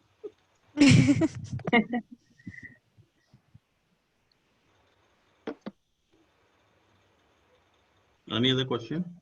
Sir जैसे आप पढ़ाते हुए बताते हैं कि इस प्लैनेट की स्ट्रेंथ चार्ट वगैरह होता है, तो मोबाइल एप्स में तो ऐसा कोई फीचर नहीं है या ये? देखिए, एक if you see any computer horoscope, so one full page is devoted to the strength of the planet in the houses, जिसको हम ग्रह बल और भाव बल कहते हैं। तो उसमें हर प्लैनेट की स्ट्रेंथ निकाली होती है, हर हाउस की स्ट्रेंथ निकाली होती है। तो there is a method for that. We calculate 6 type of strength in the case of planet strength actually. तो वो ऑलरेडी निकाला हुआ है कंप्यूटर हॉरोस्कोप में, आप देखेंगे। और किसी भी सॉफ्टवेयर में, ये फ्री वालों को छोड़ दीजिए, बट नॉर्मली जो सॉफ्टवेयर अवेलेबल हैं उसमें जो ग्रह बल और भाव बल जो है वो निकाले हुए होते हैं। ओके सर, वो एक्चुअली सर एक प्रॉब्लम आ रही थी, वो मैक का कंप्यूटर था जी, वो सॉफ्टवेयर नहीं आ सकते। हाँ, तो उसमें आपको मिल जाता है ग्रह बल और भाव बल जो है वो नॉर्मली मिल जाते हैं। जैन साहब, लाल किताब का कितना इम्पोर्टेंस है? Sometime I told you that it's only for the remedial purpose. Some remedies sometimes are useful. और मैंने कहा कि कभी कभी करनी भी पड़ती है आपको जबरदस्ती, आप नहीं भी चाहेंगे तो कोई करा देगा आपको जो है, तो उसको थोड़ा ध्यान रखना है आपको। Okay, thank you. Sir one thing, जैसे आपने बोला कि when we respect the concern और related people or relations in our life, then our planets will become benefic or otherwise it will become malefic. Right. So I have seen many people, in fact since my childhood I have seen, in fact in family also, some people are like they are doing very bad behavior with everyone. In fact lot of people, either they are laborers or their house helpers or their relatives, so but still they have very prosperous life. Their bank balance is very positive actually. The balance of their past karmas, that may be very positive actually. तो धीरे धीरे खत्म हो रहा है, यही है। लेकिन जैसा आप कर्म करेंगे, इट्स बेसिकली साइंटिफिक फिलॉसफी। मतलब है इस जन्म में अच्छे अच्छे कर्म करते रहें, बस जितना करते रहेंगे तो कभी ना कभी जाके पॉजिटिव होगा। लेकिन जैन साहब, अगर किसी के अच्छे इतने कर्म रहे, कितना ज्यादा बैंक बैलेंस उसका हो गया है, तो नेचुरली दे पीपल एंजॉय। आप देखिए कितने कितने बदमाश लोग होते हैं, कितने मर्डर करते हैं, सब कुछ करते हैं, तो even then they are enjoying good status, क्योंकि हो सकता है कि उन्होंने कुछ अच्छे काम किए होंगे पिछले जन्म में। लेकिन फिर सडनली खराब कैसे करने लगे? मतलब नॉर्मली एक टेंडेंसी रहती है। हाँ, अच्छा, if soul is good then normally नहीं होना चाहिए। नहीं, ऐसा कुछ नहीं होता। ये तो बताया ना, एक्यूमुलेटेड कर्मास हैं। तो not only in the past life but all previous life karmas, they get accumulated. तो इनका कभी, एक तो बैंक बैलेंस की तरह है, तो घटता बढ़ता रहता है। पहले जन्मों में कभी किए होंगे, बहुत अच्छे काम किए होंगे। सीक्वेंसिंग मतलब जरूरी नहीं है एक ही तरह रहे। नहीं, not only in one life actually. This is accumulated for all your past lives. Okay. कई लोग बोलते हैं आज के टाइम में जो जितना पाठ पूजा और अच्छा वो करता है उतना ही वो लॉस में रहता है, और जो कुछ नहीं करता है और सब बुरे काम करता है वो अपना एंजॉय कर रहा है life. And actually we have seen, हाँ, ये कलयुग है, दिखाई पड़ता है ऐसा, लेकिन होता नहीं है ऐसा। ये कलयुग में ना सब आपको उल्टा उल्टा दिखाई पड़ता है, लेकिन रिजल्ट उसके कुछ और मिलते हैं। चश्मा ही उल्टा है। बस वही है।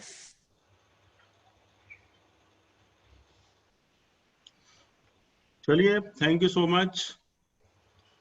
Good night. Thank you so much, sir. Thank you, sir. Okay then, thank you so much. Good